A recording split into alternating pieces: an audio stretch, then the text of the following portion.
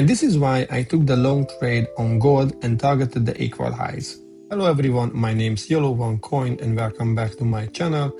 In today's video, I would like to talk about the trade I took on gold 19th of February. I'm going to explain why I entered the trade. Let's see the recap. On the 1 hour time frame, the price made a new C2 closure. The C2 closure was confirmed by the M5 changing state of delivery. So that case, as you know, I do follow 3 trades fractal model, so I was waiting for the continuation entry within the C3. I wanted to see the price to manipulate back to the H1 POI, make a new M5 changing state of delivery and target the equal highs. I was waiting the price to retrace back to this POI, respect this M5 fair value gap, make a new 5-minute changing state of delivery and then target higher prices.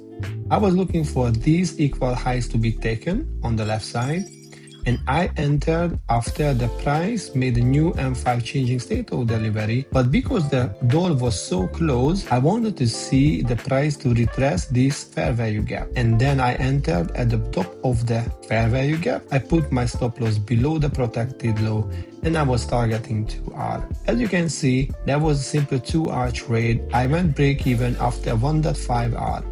If you have any question about this trade, please leave a comment in the comment section and don't forget to subscribe to the channel and leave a comment. Until next.